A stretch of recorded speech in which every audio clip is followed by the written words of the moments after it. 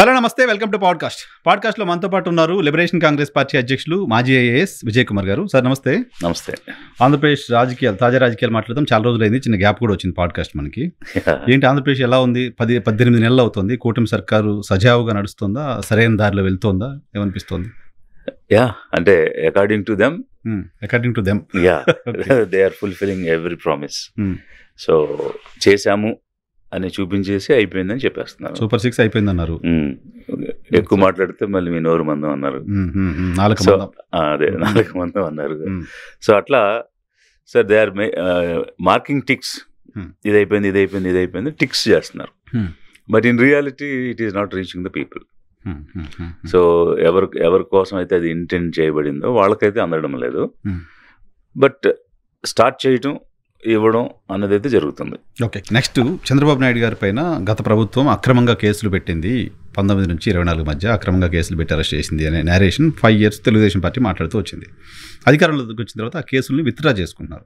Recent 2 కేసులు, fibre net case withdraw చేసుకున్నారు, మద్యం కేసు విత్డ్రా చేసుకున్నారు. కేసుల విత్డ్రా పైన మీ అభిప్రాయం ఏంటి? లిబరేషన్ కాంగ్రెస్ పార్టీ అంటే జనరల్గా పొలిటికల్గా కేసెస్ రాజకీయ ప్రత్యర్థుల మీద పెట్టడం అనేటువంటిది జరుగుతూ ఉంటుంది.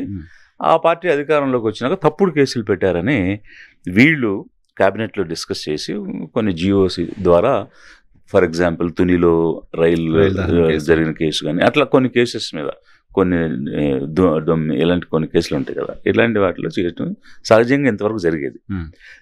వాళ్ళ మీదే ఉన్న కేసులు వాళ్ళు అధికారంలోకి వచ్చేసాక అధికారాన్ని వాడుకుని చేసేయడం అనేటువంటిది మొదటిసారి చూస్తున్నాము. ఇప్పుడు 2 కేసెస్లో నుంచి అతను డిశ్చార్జ్ అయినట్టుగా చెప్తున్నారు కదా. ఆ రెండిట్లోనూ కూడా ఏం జరిగింది అని అంటే, అప్పుడున్న ఎండీతోనూ ఇప్పుడున్న ఎండీతోనూ రాయించి చేశారు.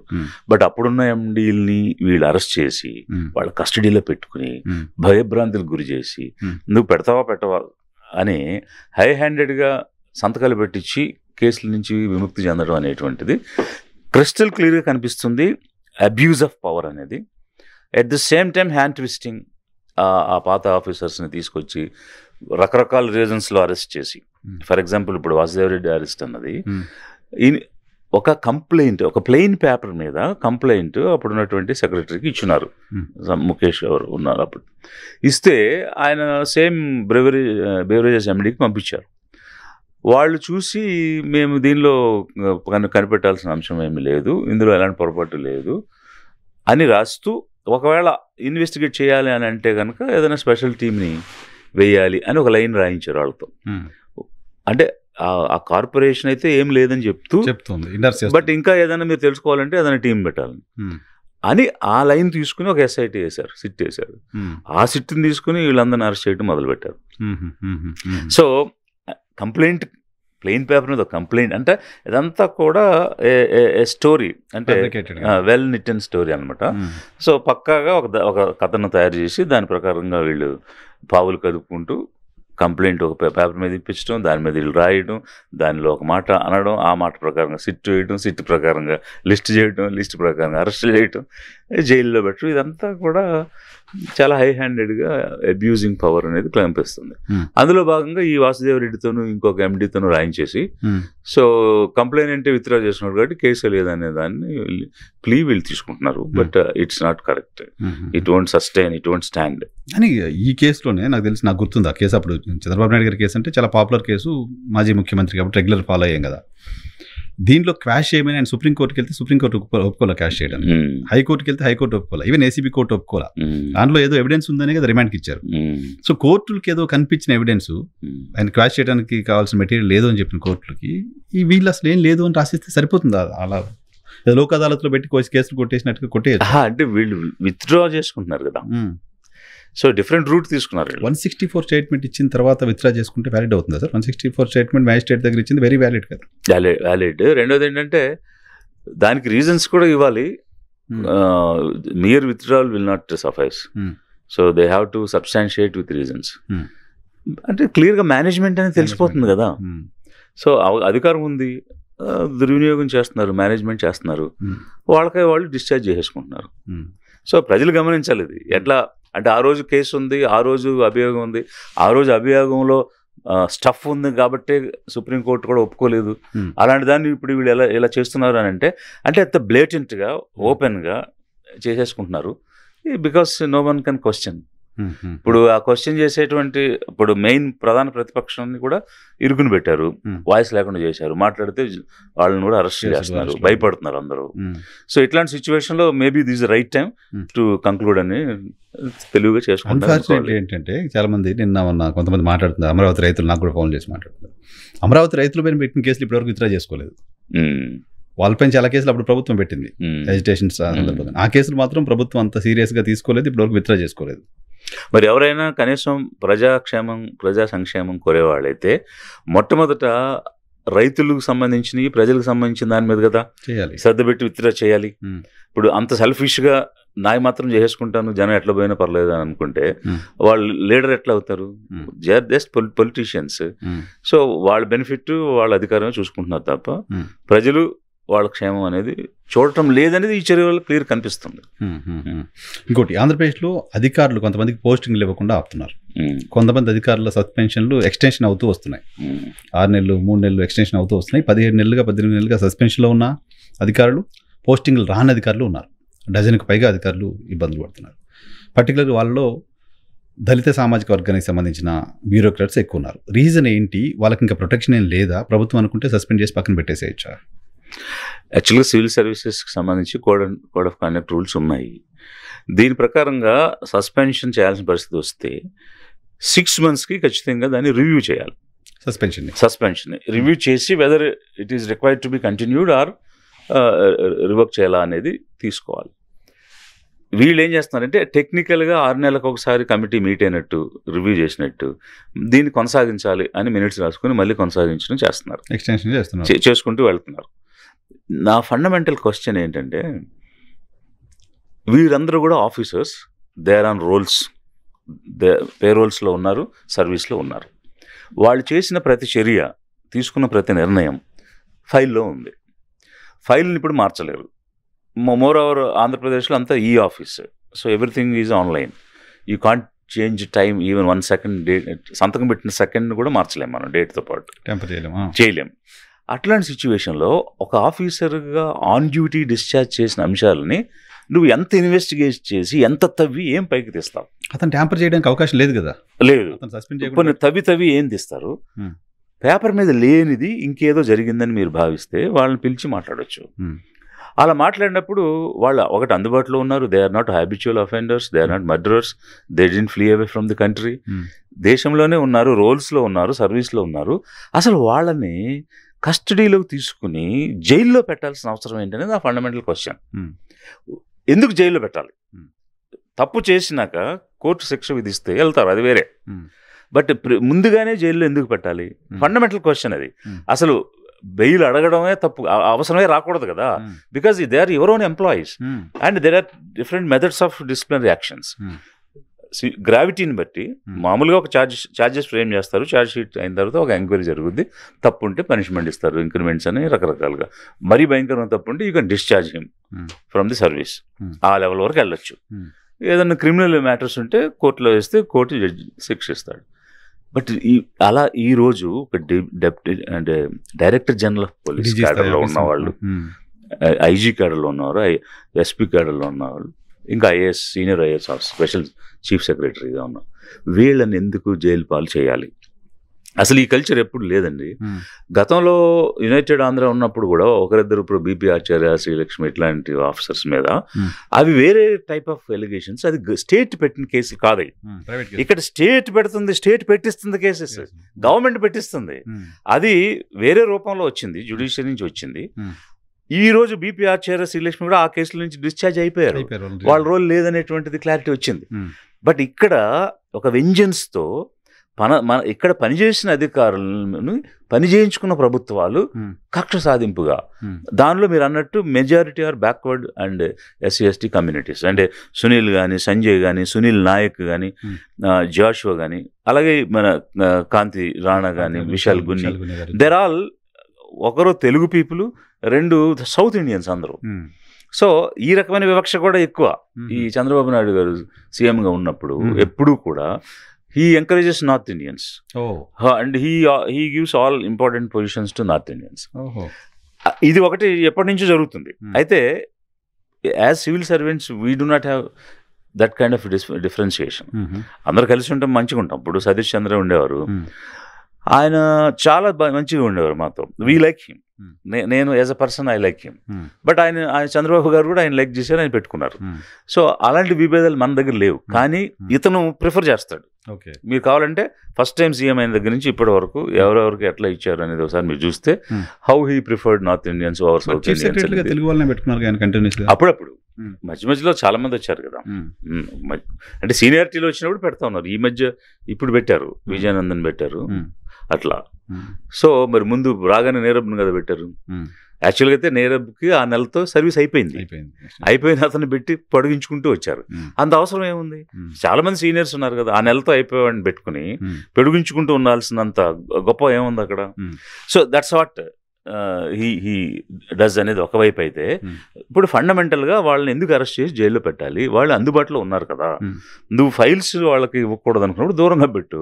వాళ్ళు వచ్చి ఎవిడెన్స్లు విట్నెస్లు మార్చలేరు కదా. ప్రభుత్వం చెప్తుంది ఏంటంటే, చూడండి వాళ్ళందరూ జైలుకి వెళ్ళడానికి జగన్మోహన్ రెడ్డి కారణం, వాళ్ళందరినీ అనవసరంగా జైలుకి పంపించేశాడు ఆయన. జైలుకి అతంగా పంపింది మీరు కదా పంపారు. కానీ ఆయన హయాంలో తప్పులు చేయడం వల్ల ఇప్పుడు వాళ్ళు జైలు. ఏ తప్పు మీరు ఇప్పటి వరకు వెలుగు తీశారు? ఓకే, 1.5 years అయింది కదా. వీళ్ళు చేసిన తప్పులు ఏంటి, మీరు వెలికి తీసింది ఏంటి, మీ దగ్గర ఏం సాక్ష్యం ఉంది, దేన్ని ప్రూవ్ చేశారు? ప్రూవ్ చేసి ఒక ఆఫీసర్కి మీరు శిక్ష వేయించలేకపోయారు కదా. జత్వానీ కేసు చెప్తున్నారు. జత్వానీ కేసులో నాకు తెలిసి 65 మంది ఆఫీసర్లు సస్పెండ్. ఓకే, ఒకవేళ అక్కడ అధికార దుర్వినియోగం చేశారు వీళ్ళు అని మీకు అనిపించుంటే మరి అది ప్రూవ్ చేయండి కోర్టులో. కోర్టు శిక్షిస్తుంది కదా, చార్జ్షీట్ ఫైల్ చేసి కోర్టు ముందు పెట్టి ఇస్తుంది కదా. బట్ మీరు ఎందుకు వాళ్ళని జైల్లో పెడుతున్నారు? అది నా ఫండమెంటల్ క్వశ్చన్. ఇప్పుడు until they are found guilty, వాళ్ళేం తప్పు చేసిన వాళ్ళు కాదు కదా. తప్పు చేశాడనే శిక్ష పడినప్పుడే కదా వాడు కోర్టు చెప్పిన తర్వాత కదా కదా. అప్పటి వరకు ఎందుకు చేయాలి? ఎవరైనా ఆఫీసర్స్ అంటే ఇది ఎంత మొరల్ దెబ్బతింటుంది పనిచేసే ఆఫీసర్స్కి. నేను మీ ద్వారా ఇప్పుడు ఉన్న సర్వీస్లో ఉన్న నా జూనియర్ కొలీగ్స్ అందరికీ ఏం చెప్తున్నానంటే, మీరు పొలిటీషియన్ నమ్మి పనిచేయొద్దు, అతని మెప్పు కోసం అసలు పనిచేయొద్దు. వాళ్ళు వాడుకుంటారు కానీ ఆదుకోరు. 99 పనులు చేశాక 100వ పని చేయకపోతే 99 మర్చిపోయి ఈ 100వ పని చేయలేదని వేధిస్తారు. కాబట్టి మీరు ఏదైనా నిర్ణయాలు తీసుకుని పని చేయాలంటే ప్రజల కోసం చేయండి. ప్రజల సేవలు అందించడానికి ఎంత ఎక్స్టెంట్కైనా వెళ్ళండి. With in the frame of rules మీరు తెగబడి పనిచేయండి, విరగబడి పనిచేయండి, for the sake of people, not for the politician. కానీ ఇప్పుడు ఎవరైతే కొంతమంది అధికారుల పేరు చెప్పామో వీళ్ళంతా ఆ ఫ్రేమ్ వర్క్ దాటి పనిచేసినట్ట, దాన్ని బయటకు పోయి పనిచేసినట్ట? అదే కదా నేను చెప్తున్నాను. ఇప్పుడు అలా ప్రూవ్ చేయమంటున్నాం కదా. అలా చేయకపోయినప్పటికీ వాళ్ళని అరెస్ట్ చేశారు కదా. ఇప్పుడు ఫ్రేమ్ వర్క్ లో పనిచేస్తే మాత్రం రేపు పొద్దున జగన్మోహన్ రెడ్డి గారు వచ్చిన తర్వాత వీళ్ళంతా చంద్రబాబు దగ్గర బాగా దగ్గరగా ఉన్నారని వాళ్ళు అరెస్ట్ చేయించే ప్రయత్నం చేస్తే నేను అదే అన్నాను. ఇప్పుడు ఏమన్నానంటే, మీరు పొలిటీషియన్ని మెప్పించడం కోసం పనిచేయొద్దు. అంటే నా క్వశ్చన్, మీరు ఆ సలహా ఇప్పుడు వీళ్ళకి ఇస్తున్నప్పుడు గతంలో ఇప్పుడు సస్పెండ్ అయిన వాళ్ళు, జైలు పాలైన వాళ్ళు పొలిటీషియన్ని మెప్పించడం కోసం పనిచేస్తుంటారా అని?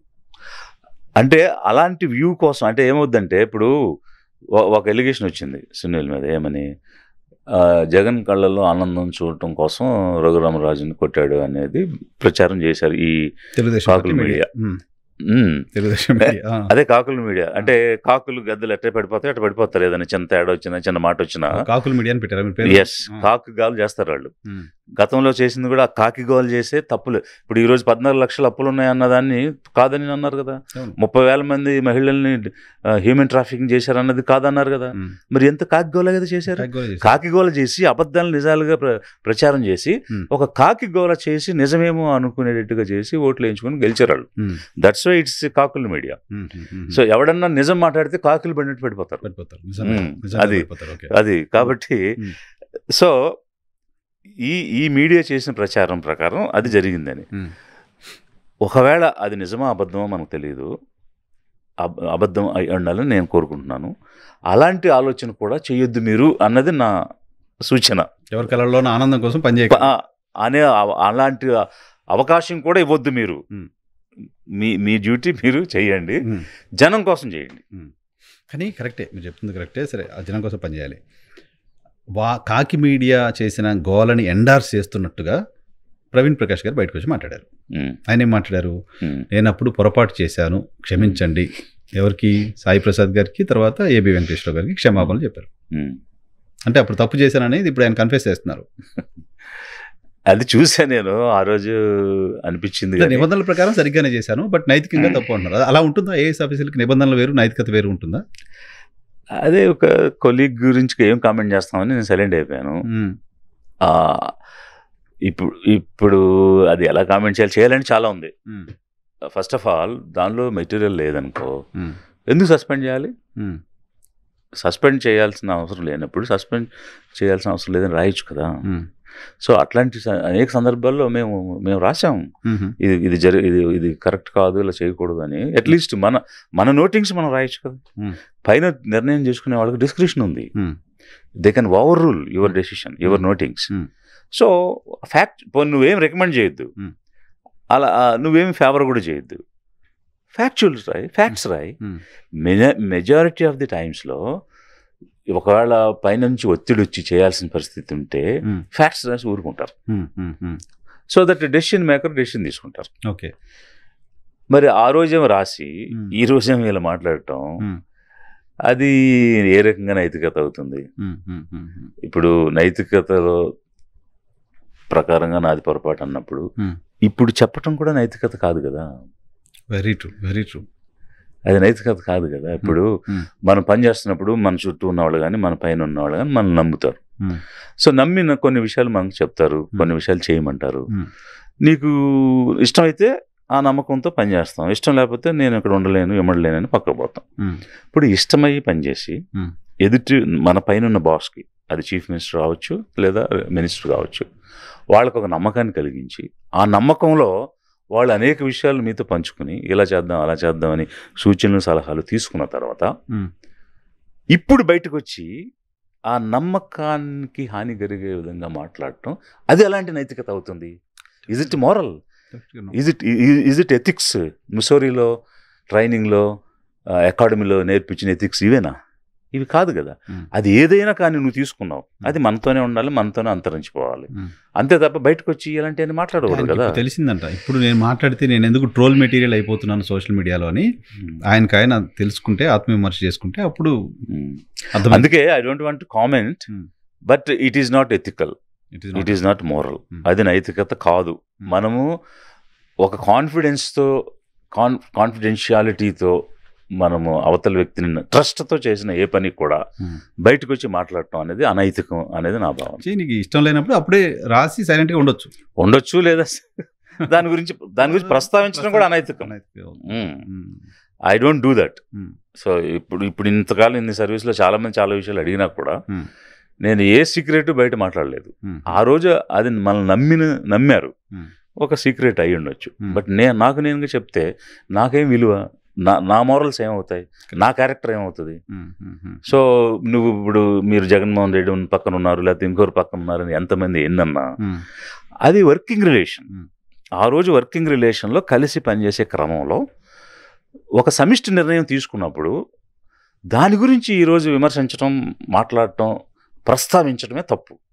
అంతే కదా. ఇప్పుడు పొలిటికల్ పార్టీలో ఉన్నాడు, ఇంకో పొలిటికల్ పార్టీకి పోతున్నప్పుడు లేని ఇష్యూ, ప్రభుత్వంలో బ్యూరోక్రట్గా పనిచేసినప్పుడు ఎవరు ముఖ్యమంత్రి ఉంటే వాళ్ళ దగ్గర పనిచేస్తారు. చంద్రబాబు నాయుడు గారి దగ్గర పనిచేస్తారు, జగన్మోహన్ రెడ్డి గారి దగ్గర పనిచేస్తారు, అంతకుముందు ఎవరి దగ్గర ఉన్న పనిచేస్తారు కదా. బయటకు వచ్చి పొలిటికల్ పార్టీ పెట్టిన తర్వాత అప్పటి నుంచి మన ఒపీనియన్, మన విధానం, మన పార్టీ సిద్ధాంతం మనకు ఉంటుంది. సో కాకి మీడియా పడిపోతుంది, దాన్ని పెద్ద పట్టించుకోవాల్సిన అవసరం.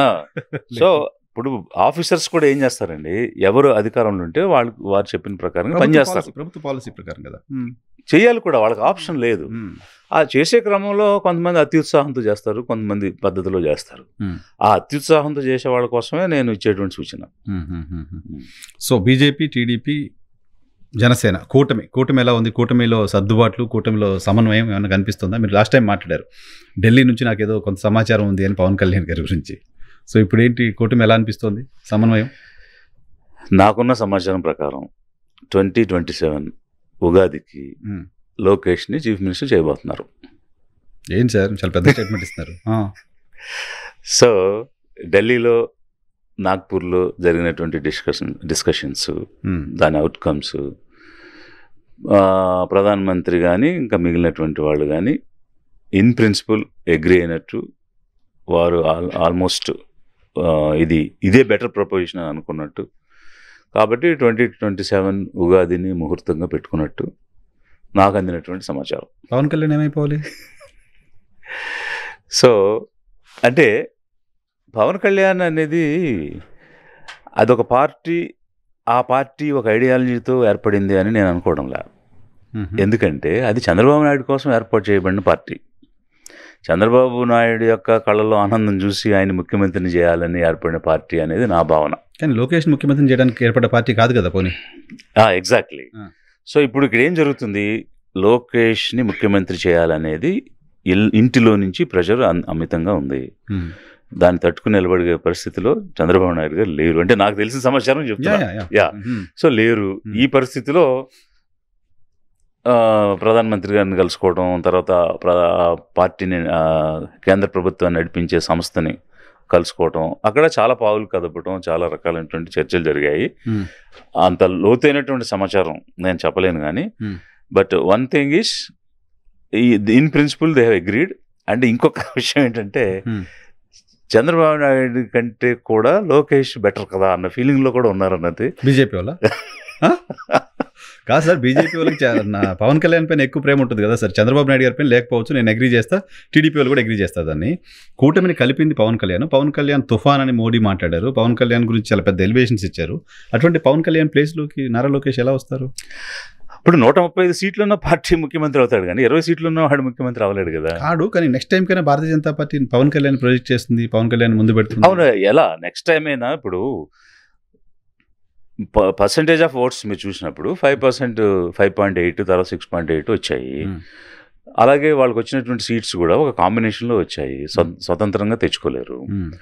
అలాంటి సిచ్యువేషన్లో పవన్ కళ్యాణ్ అనే వ్యక్తి ముఖ్యమంత్రి అయిపోతాడు అని మరి వాళ్ళు అనుకున్నారేమో కానీ నాకున్న సమాచారం ప్రకారం బీజేపీ అనుకోలేదు, టీడీపీ అసలు అనుకోలేదు. ప్లస్ ఇండిపెండెంట్గా 135 సీట్స్తో హాఫ్ మార్క్ బయట ఉన్నటువంటి టీడీపీ వాళ్ళు సీఎంలు అవుతారు కానీ పక్కనున్న పార్టీకి సీఎం ఎట్లా ఇస్తారు? కానీ చంద్రబాబు తర్వాత అయినా పవన్ కళ్యాణ్ ఒక 2 ఏళ్ళన్నా ముఖ్యమంత్రిగా ఉండాలి అనేది కాపులు బలంగా కోరుకుంటున్న మాట. ఎన్నికల ముందు కూడా జోగయ్య గారి వాళ్ళు మాట్లాడారు, లేఖలు రాశారు ఉన్నారు. ఇప్పుడు చంద్రబాబు నాయుడు కొడుకు ముఖ్యమంత్రి అవుతే కూడా పవన్ కళ్యాణ్ ఉప ముఖ్యమంత్రిగా ఉండాలా అంటే కాపుల్లో అన్రెస్ట్ రాదు? ఇప్పుడు కాపు కమ్యూనిటీ కంప్లీట్గా మా వ్యక్తి ముఖ్యమంత్రి కావాలి అనేటువంటి ఒక తపనతో, ఒక కసితో పనిచేశారు. అనేక మంది జనసేన వాళ్ళు లీడర్స్ నాతో కూడా ఇంటరాక్ట్ అయ్యారు. ఈ రోజుకి వాళ్ళలో ఉన్న అసంతృప్తి అదే. మా నాయకుడు ముఖ్యమంత్రి అవుతాడని మేము కష్టపడి పనిచేస్తే 15 సంవత్సరాలు ఆ పార్టీ ఉంటుంది, వాళ్ళే ముఖ్యమంత్రిగా ఉంటారని ఇతను చెప్తాడేంటి?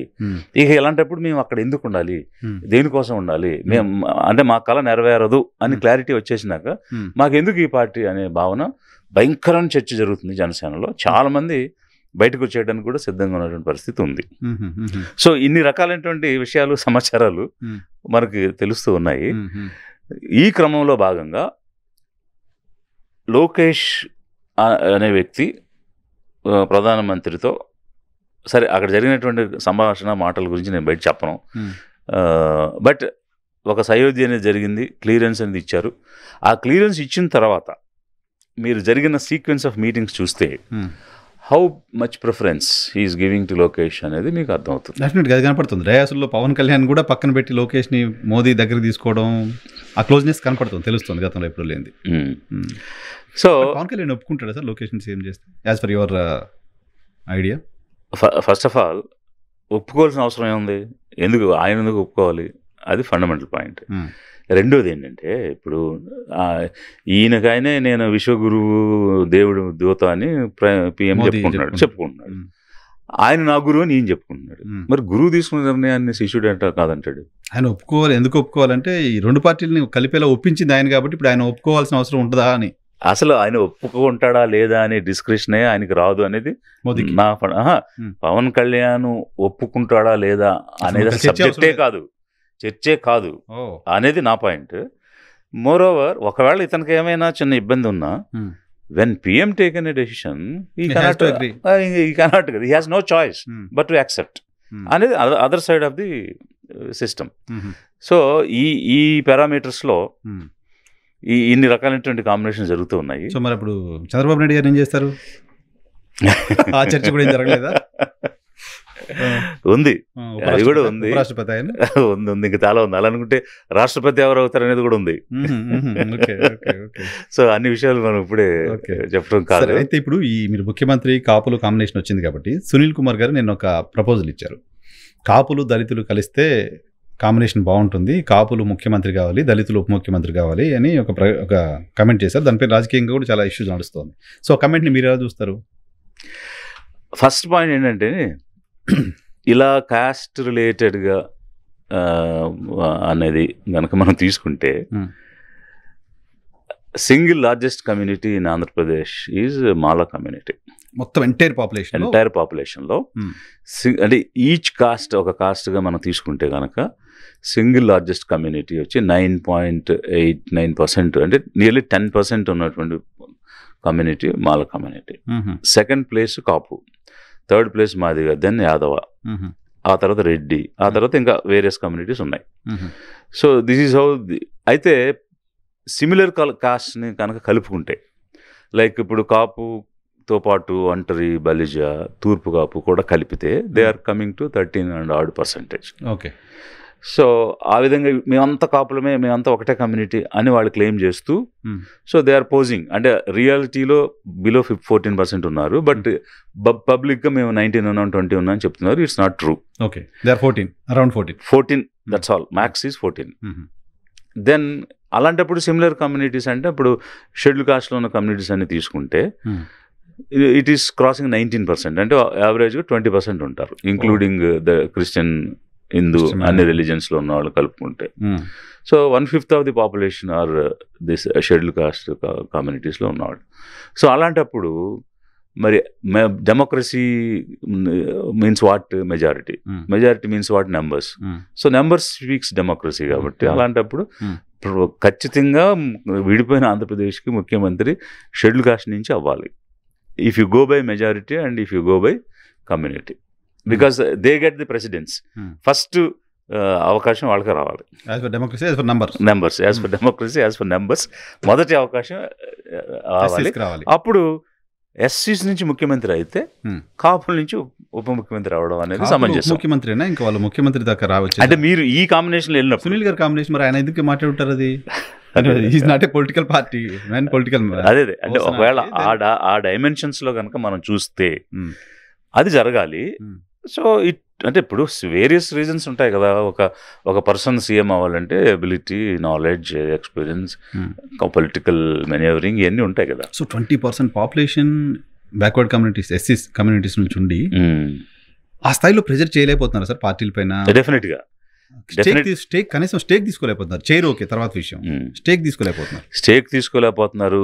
కేవలం ఈ వాట్సాప్లో మెసేజ్లు పెట్టుకోవడం, ఎక్కడైనా గొడవ వచ్చినప్పుడు అరుచుకోవడం తప్ప they are not able to yield any power, they are not able to command anything. అసలు ఫండమెంటల్ ప్రాబ్లమ్స్ ఉన్నాయండి. అదేమిటంటే ఒక న్యూన్యతా భావంలో ఉన్నారు ఈ కమ్యూనిటీస్. మేము చేయగలం అన్న కాన్సెప్ట్ లేదు. ఆ పారాడైమ్ షిఫ్ట్, ఆ థాట్ ప్రాసెస్లోకి రాలేకపోతున్నారు సార్. ఇప్పుడు మన దక్షిణ భారతదేశంలో కాస్త అడ్వాన్స్గా ఉంటామని పేరు కదా. ఉత్తర భారతదేశంలో, ఉత్తరప్రదేశ్ లాంటి చోట్ల ఎప్పుడో 30 ఏళ్ల క్రితం ఆ చైతన్యం వచ్చింది. మన దగ్గర ఇప్పటికీ రాకపోవడానికి రీజన్ ఏంటి? It's purely we have to go in to the history. తరతరాలుగా 90% అంటే 80% మంది శూద్రుల్ని, 50% మంది మహిళల్ని బానిసలుగా పెట్టింది సమాజం. అది ఎన్ని సంవత్సరాలు? ఇంచుమించు 2000 సంవత్సరాలు. సో అంటే ఎన్ని జనరేషన్స్ మారిపోయి ఉంటుంది. ఒక జనరేషన్ తర్వాత ఇంకో జనరేషన్కి ఏం నేర్పించారంటే, you have to be submissive, నువ్వు అణిగిమణిగి ఉండాలి, తలదించుకుని ఉండాలి, కూలి పనులు చేయాలి, ఊడిగం చేయాలి, వృత్తి పనులు చేయాలి, కుండలు తయారు చేయాలి, వడ్రంగి పని చేయాలి, కంసాలి పని చేయాలి, ఇట్లా గొర్రెలను పెంచాలి, లేకపోతే మేకలను పెంచాలి, ఇట్లా నేర్పించారు కదా. ఒకవేళ కొత్త జనరేషన్ క్వశ్చన్ చేస్తుంది, ఇంట్లో కూడా క్వశ్చన్ చేస్తుంది. ఎవడో వచ్చి అరే ఇప్పుడు 18 సంవత్సరాలు వచ్చి అరే అని పిలిచినప్పుడు ఏంటి నన్ను ఆడేవాడు నన్ను పిలుస్తాడు నిన్న అంటే ఆ తండ్రి ఏం చెప్తాడు? అయ్యా నువ్వు అలా అనకూడదు, వాళ్ళు ఎదిరించకూడదు, వాళ్ళు అంటారు మనం పడాలి, వాళ్ళు అనేవాళ్ళు మనం పడేవాళ్ళు అనేటువంటిది నేర్పించారు. అది తెలియకుండా కల్చర్లో ఎంబైబ్ అయిపోయి ఆ క్వశ్చనింగ్ అనేది రిటాలియేషన్ అనేది, రెవల్యూషన్ అనేది సప్రెస్ అయిపోయింది. దాన్ని తిరిగి లేవనెత్తి we are all human beings, we have similar abilities and similar intelligence, మనం కూడా చేయగలం, వీ క్యాన్ అన్నది నేర్పించాలని లిబరేషన్ కాంగ్రెస్ ద్వారా విశ్వ ప్రయత్నం చేస్తున్నా నేను. ప్రయత్నం. నా పాయింట్ ఏంటంటే యూపీ మోస్ట్ బ్యాక్వర్డ్, వాళ్ళలో అంత చేతిన అప్పుడు అక్కడ కూడా ఉంది కదా, అక్కడ బ్రాహ్మణ్. అంటే ఏమైంది, అక్కడ కన్సాలిడేషన్ ఆఫ్ ఓట్స్ జరిగింది. సో ఫైనలీ వీటన్నిటికీ ఆన్సర్ ఏంటి, ఓటు కన్సాలిడేషన్. ఓటు వేస్తేనే పరిష్కారం.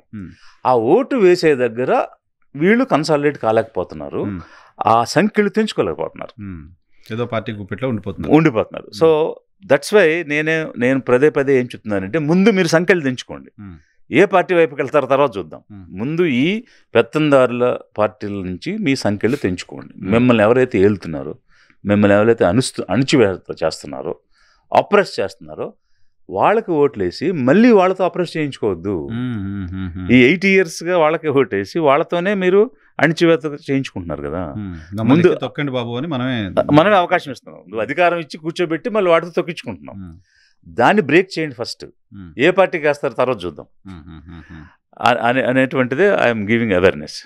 సో అందువల్ల మీరు అన్నటువంటి క్వశ్చన్, ఎందుకు ఇంత 20% ఉండి కూడా వాళ్ళు సాధించలేకపోతున్నారంటే, కన్సాలిడేట్ కాలేకపోవటం, ఆ బంధం నుంచి విడిలేకపోవటం. అది జరిగిన రోజు డెఫినెట్గా ఇట్ ఈస్ పాసిబుల్. సో దీంతోపాటు ఇంకొంచెం అదర్ బ్యాక్వర్డ్ కమ్యూనిటీస్ ఉన్నాయి. ఈ బ్యాక్వర్డ్ పర్టికులర్గా యాదవ్ కమ్యూనిటీ మేజర్ కమ్యూనిటీ, దాని తర్వాత గౌడ ఈడిగా శెట్టి బల్జాన్ అదొక గ్రూప్, ఈ తర్వాత పద్మశాలి, ఇట్లా 3-4 బ్యాక్వర్డ్ కమ్యూనిటీస్లో 6 to 4% మధ్య ఉన్న వాళ్ళు ఉన్నారు. సో ఇక రిమైనింగ్ అన్ని చోట్ల ఉండే అన్ని కమ్యూనిటీస్ ఉన్నాయి. ఇక్కడ ఇంకోటి కూడా ఏంటంటే, ఇంతవరకు రిప్రజెంట్ కాని కమ్యూనిటీస్ చాలా ఉన్నాయి ఏపీలో. అన్ఫార్చునేట్ని కూడా ఫార్చునేట్ చేయాలి లిబరేషన్ కాంగ్రెస్ పార్టీ ద్వారా. కొన్ని కమ్యూనిటీస్కి వచ్చింది అటువంటి బ్యాక్వర్డ్ కమ్యూనిటీస్ కూడా కాస్త పర్వాలేదు, అక్కడెక్కడ ఉన్నారు, ఏపీలో లేదు. సో అందువల్ల ఒకవేళ నిజంగా ఈ ప్రాతిపదికన జరిగితే ముఖ్యమంత్రి డెఫినెట్గా షెడ్యూల్ కాస్ట్ కమ్యూనిటీ నుంచి అవ్వాలి. సో మీరు సునీల్ గారి స్టేట్మెంట్ని కాంట్రాడిక్ట్ చేస్తున్నారు. అంటే కాంట్రాడిక్ట్ చేయడం అంటే అతను ఏ సందర్భంలో ఏ ఉద్దేశంతో అయితే మాట్లాడాడో తెలియదు, బట్ నేను మాట్లాడేది with backup of statistics. Okay, విశాఖలో డేటా సెంటర్కి సంబంధించిన చర్చ రచ్చ. మీరు ఒక బ్యూరోక్రాట్గా ఉన్నారు కాబట్టి ఏంటి అసలు డేటా సెంటర్ జగన్మోహన్ రెడ్డి హయాంలో వచ్చిందా, దానివల్ల ఉపయోగం ఏంటి, దాంతో మొత్తం విశాఖ గతి మారబోతోందా, మీ అబ్జర్వేషన్? మీ అంటే యాక్చువల్గా 14-19 టీడీపీ అధికారంలో ఉన్నప్పుడు ఇలాంటి ఒక ప్రపోజల్ అయితే నడిచింది, 14-19లోనే నడిచింది. కానీ అది కార్యరూపంలోకి ఎప్పుడు వచ్చిందంటే 1924లో వైఎస్ఆర్సీపీ అధికారంలో ఉన్నప్పుడు వచ్చి దానికి అలొకేట్ చేస్తూ దానికి ఫౌండేషన్ కూడా వేసేసారు అదానీ డేటా సెంటర్కి. అప్పుడున్నటువంటి సీఎం ఫౌండేషన్ కూడా వేయడం జరిగింది, జీవోలు కూడా ఉన్నాయి, it's everything is in black and white. ఆ తర్వాత దాన్ని అదానీ అనే పేరు బయటకు రాకుండా గూగుల్ అని భయంకరంగా ప్రచారం చేసేసి ఇప్పుడున్నటువంటి ముఖ్యమంత్రి అలాగే ముఖ్యమైన మంత్రి లోకేష్ వీరిద్దరు కూడా ముఖ్యమైన మంత్రి వీళ్ళదే కదా గవర్నమెంట్. ఎప్పుడన్నా కనిపిస్తే మన సినిమాలో స్టార్ కనిపించినట్టు పవన్ కళ్యాణ్ గారు అధికారంలో కనిపిస్తూ ఉంటారు గెస్ట్ రోల్లో. సో బట్ ముఖ్యమైన మంత్రి వీళ్ళిద్దరే గవర్నమెంట్. ఎక్కడ వేరే మినిస్టర్లు మీరు ఎప్పుడు చూడలేరు, కనిపించరు.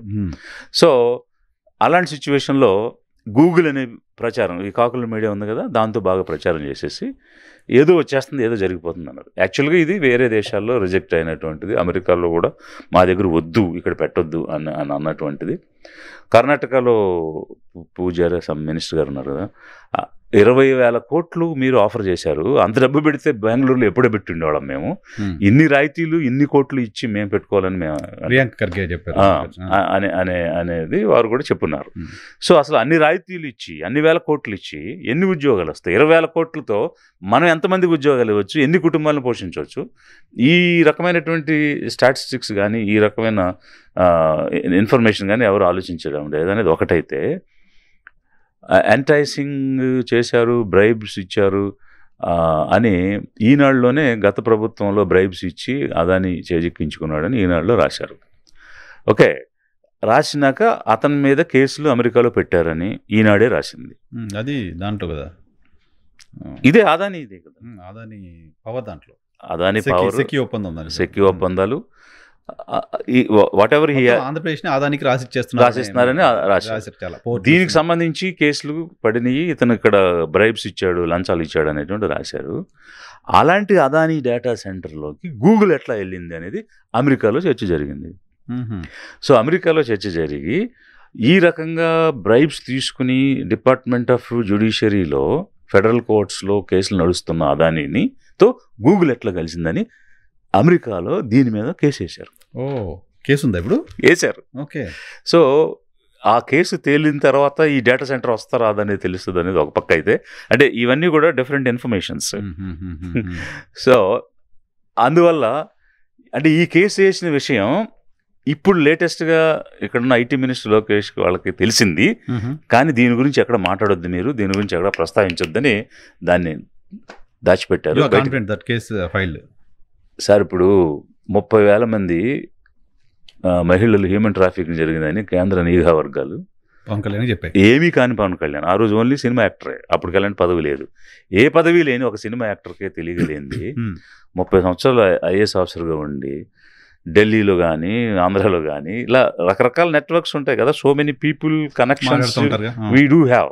సో యాజ్ పర్ అవర్ అంటే ఢిల్లీలో ఉన్న నెట్వర్క్లో కానీ లేదా ఇతర దేశాలతో మనకుండే సంబంధాలతో కానీ వాళ్ళు చెప్పేటువంటి సమాచారం అనుగుణంగానే నేను మాట్లాడుతున్నా. ఏదో కుకప్ చేయడానికి వీళ్ళు కేసులు కుకప్ చేసి డిశ్చార్జ్ పిటిషన్లు వేసుకున్నట్టు కాదు. అక్కడ చర్చ జరిగింది, ఒక కాంక్రీట్ డిస్కషన్స్ అయ్యాయి.